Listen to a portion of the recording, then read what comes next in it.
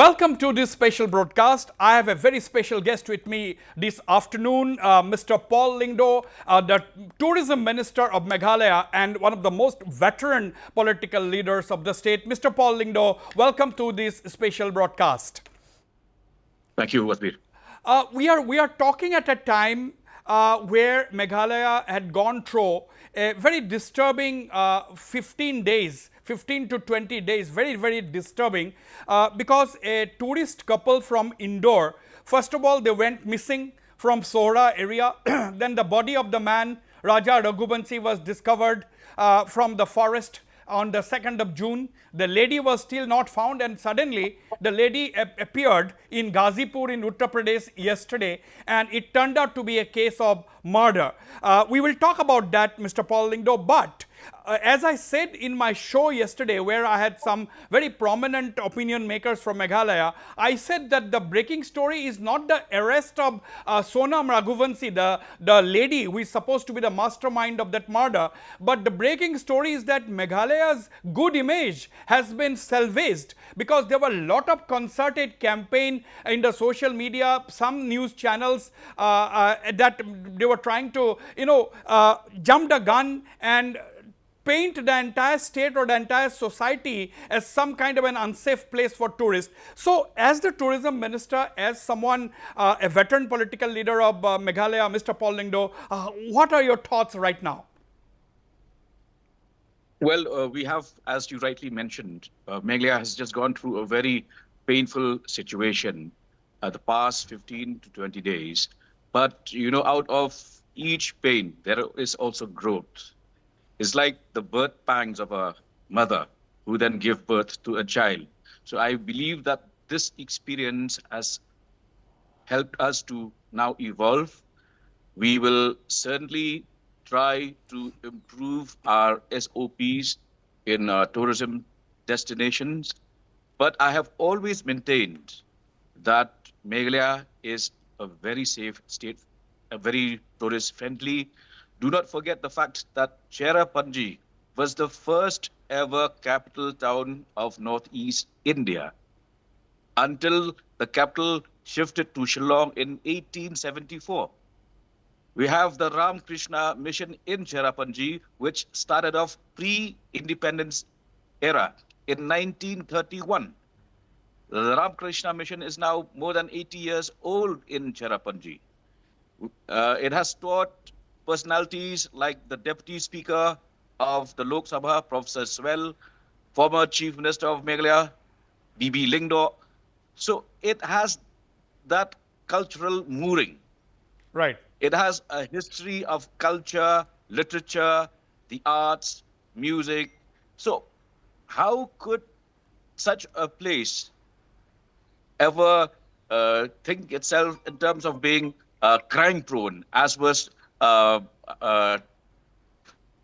tarnished by a section of the national media? Absolutely.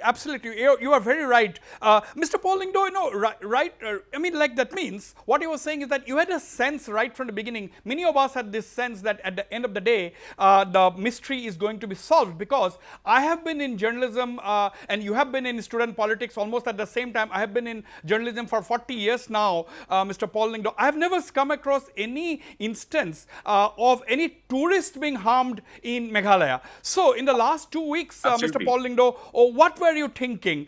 You are obviously sure that the local people will definitely not carry out such kind of a crime, isn't it?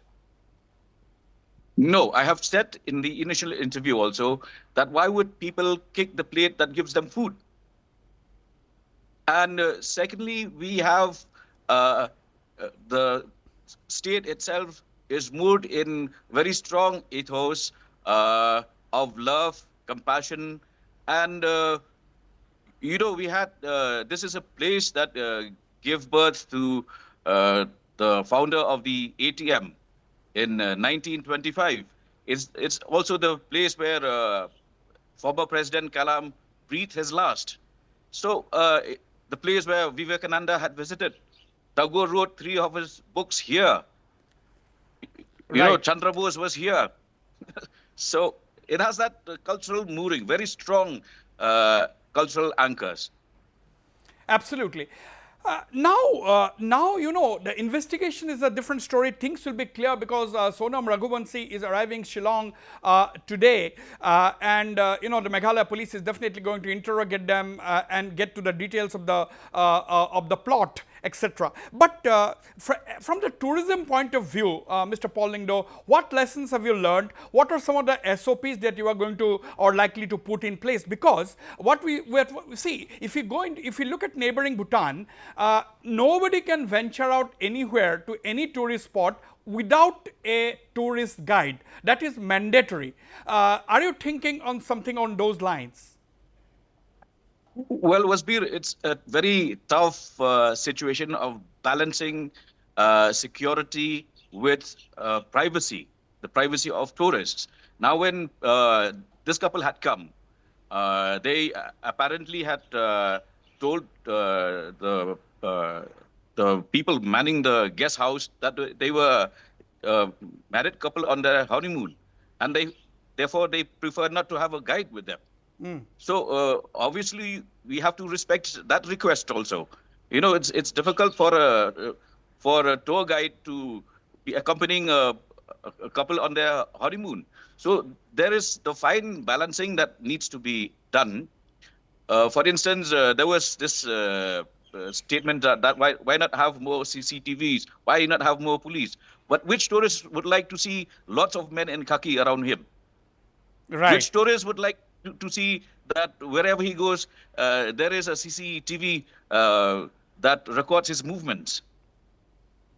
Absolutely, absolutely. Now, Mr. Paul Lyngdoh, can you tell us about the, because we have to know the tourist footfalls, because during the last 2 weeks when the entire media was focusing on this particular story, and the Meghalaya Police, the people of Sohra area, the NDRF, the SDR, they're working so hard to get to the bottom of this the whole development until the body was first found, and then the search for the missing lady who later turned out to be one of the accused. Now, during that time, Mr. Paul Lyngdoh, we saw that tourists were continuing to come to Meghalaya, and we saw some of the bloggers still posting beautiful posts about the beauty and how the people are nice and the place is safe. What does this indicate?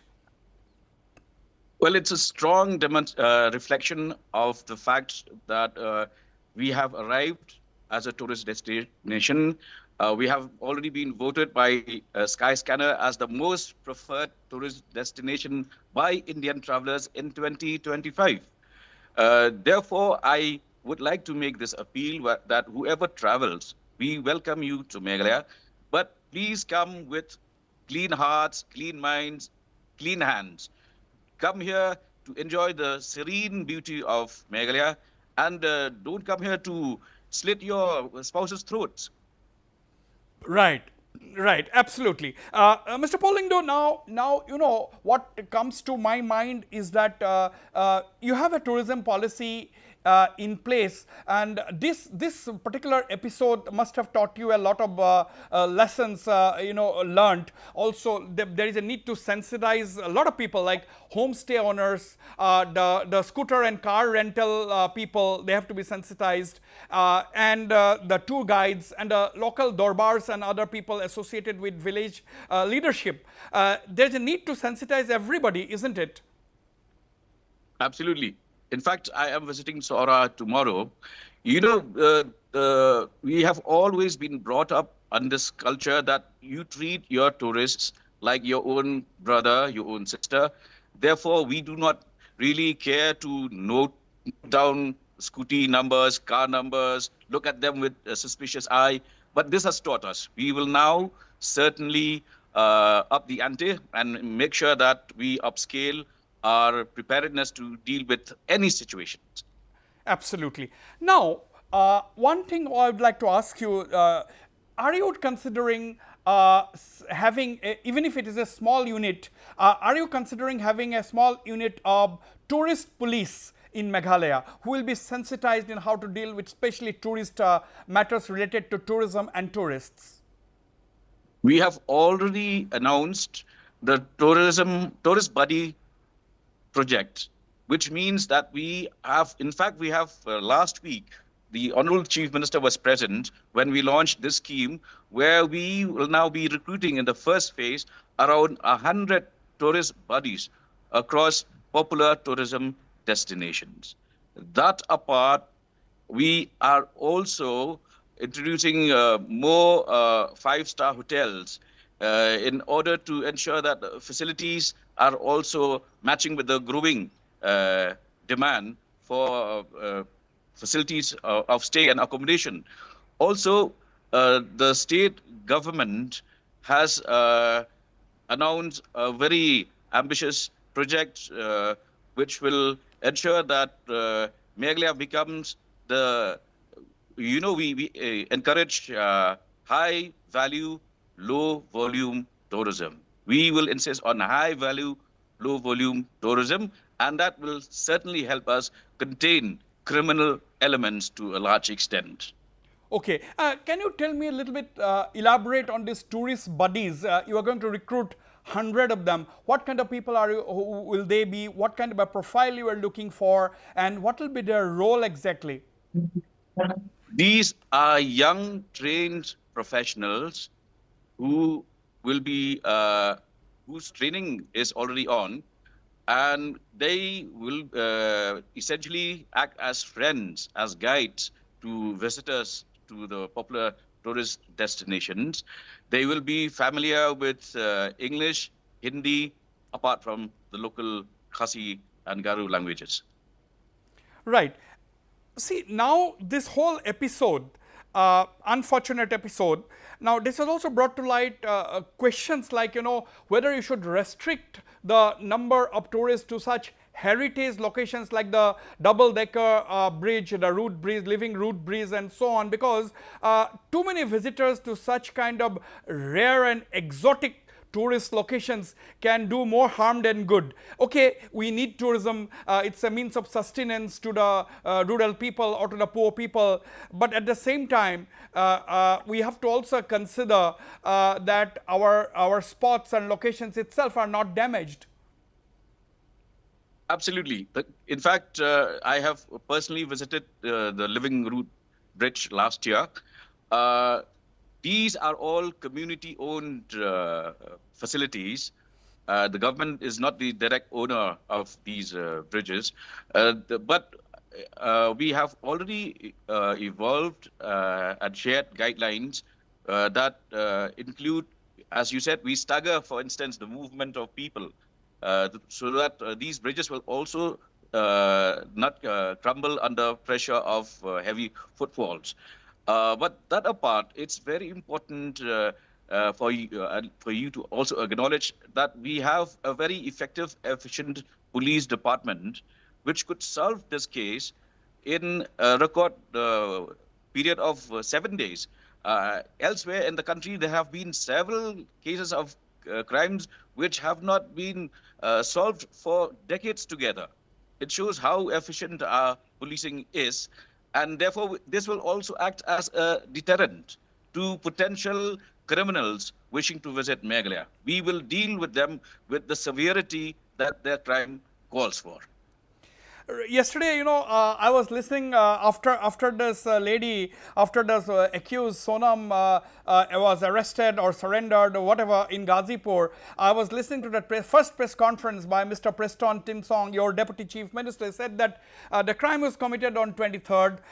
They left Meghalaya on 23rd itself. They took a train from Guwahati on 24th and disappeared, only to surface in Ghazipur yesterday morning. Now the big question is, as you said, the Meghalaya police all the while, they were trying to track down these accused, but they were working very, very silently. There was no need to tell the media. There was no need to tell the whole world what they were doing. They were doing the right thing, and that explains the professionalism of the Meghalaya police. They must have tracked electronic surveillance and picked up some technical clues, isn't it, Mr. Paul Lyngdoh? Yeah, yeah. Hats off to the Meghalaya Police and also the various rescue workers. We spent a lot of our time and resources trying to help this couple, the family of the groom, had only negative things to say about Meghalaya. He was lambasting the state police, saying they were inefficient. And we were also trying to recover this missing woman. Uh, and the fact that we wasted, in fact, so much time looking for her while she was already in UP. But as you rightly mentioned, policing here is very strong, and the local community is also well equipped to handle such elements. And the only to make this point is that when one major advice I should give to visitors to Meghalaya is come to enjoy the serenity of Meghalaya. Come Do to not enjoy soil, the. Yes, yes, Paul, do carry on, not please. besmirch this place with your blood. Come to enjoy the serenity of Meghalaya, but don't smear this place with blood. That's a very strong message. It's a very positive message given by you, Mr. Paul Lyngdoh. But, while talking about how the media was a section of the media, I must say, not all, we cannot bracket every media because there are Absolutely. some influential people in Meghalaya who are trying to paint, including me and my channel also in the same bracket. But we being a channel from the Northeast, no, our name itself is Northeast Live. Obviously, we will Right. not do anything to tarnish the image of any Northeastern state. That is not our motto. Our motto, we claim to be a channel from the Northeast, and our tagline is your station, your voice. So there is no question of any deliberate attempt by us to tarnish the image. No, that is not the main point. Point is, Mr. Paul Lyngdoh, you said that you are going to Sora tomorrow. Today there is a rally in Sora by the local people who are very upset. They are very emotional that people tried to tarnish the image of their locality, and it might impact on tourism. But I must say, people sooner than later all over the country have understood that it was not the local people, but it was one of their own who killed that young man who was just married. In fact, it was his own wife, according to charges or allegations as of now.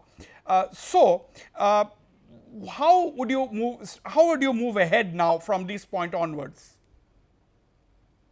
Well, I'm happy to say that yesterday I made the statement that the state government has already filed FIRs and is also preparing a defamation suit against these channels who have been campaigning with a very negative story narrative about Meghalaya. But today, we saw quite a few of them, including Times of India and Republic TV, publicly apologizing to the state and the people of Meghalaya. So we might be a tiny state, but we are very strong, very effective. We will not take any nonsense. And henceforth, we will try to ensure that we upscale our preparedness to deal with any elements visiting this state. Right. I will not take much of your time.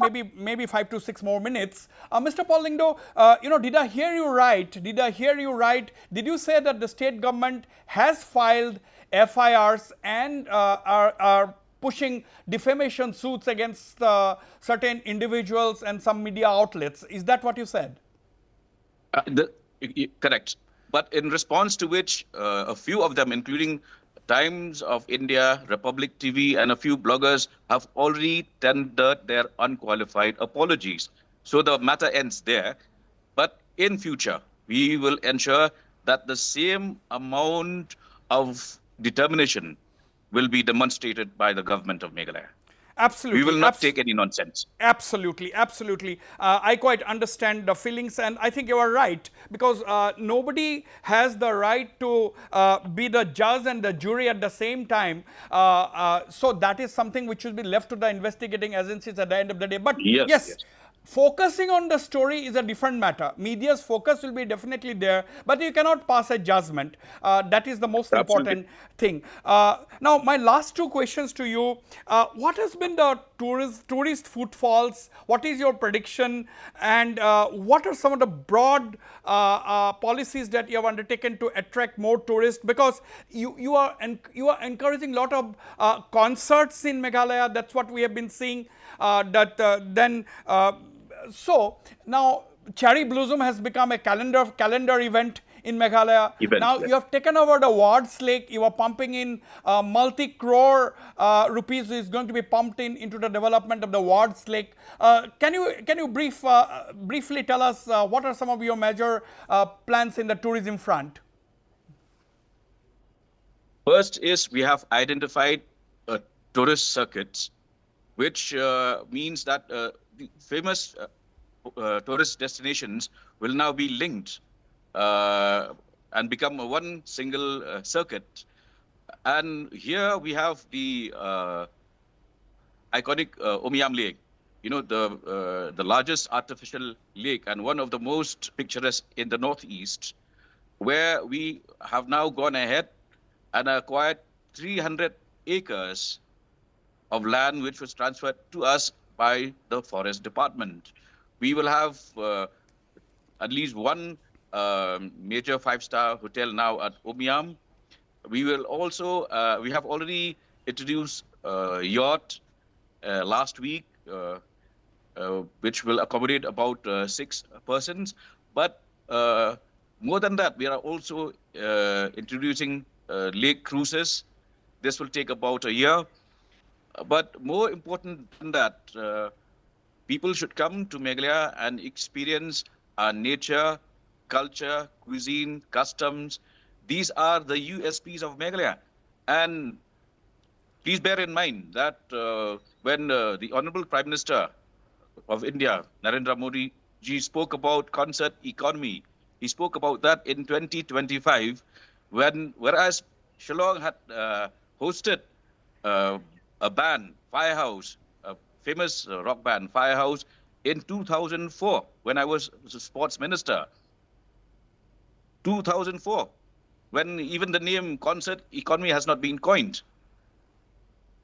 Right. Absolutely. And can you tell me something about your plans for the Wards Lake now that the state government has taken over, that your department, that is the tourism department, has taken over Wards Lake? What can we see? Because that's an iconic spot in Shillong. Absolutely. No tourist can visit Meghalaya without strolling and enjoying the beauty of the Wards Lake. Yeah, as you rightly described, using the adjective iconic, it is iconic. The oldest artificial lake in the Northeast, which was meant to be a place of relaxation for the British officers right from 1894. And since then, uh, it has seen many decades. But today, the state tourism department will further upscale and elevate the experience of tourists there. We have already extended the timings up to 9:30 p.m. We have now introduced the daily MGMP music project shows on a daily basis. We are introducing light and sound shows very soon. You will see a lot of positive changes, which will ensure that tourists do not end up cocooned in their hotel rooms, but spend leisure time at the iconic lake. Absolutely. And finally, Mr. Paul Lyngdoh, what are you going to tell the people across the country and the world about Meghalaya and tourism, of course, as a tourism destination? What are you going to tell them? Meghalaya offers you a mega experience of culture, nature, cuisine, customs. The most ancient indigenous peoples are here. Visit this place, but again, come with clean hearts, clean minds, clean intent. Absolutely. Visit Meghalaya, enjoy the beauty, but come with clean mind and a clean heart. That's what Meghalaya's tourism minister, Mr. Paul Lyngdoh, a very veteran and respected political leader of the state, has to say on this exclusive conversation with me on Northeast Live. Mr. Paul Lyngdoh, thank you very much indeed for speaking to me Thank you so this much, afternoon. Wasbir. I'm Pleasure. expecting you soon. Definitely. I'll be there. Thank you. All right. Thank you. Thank you.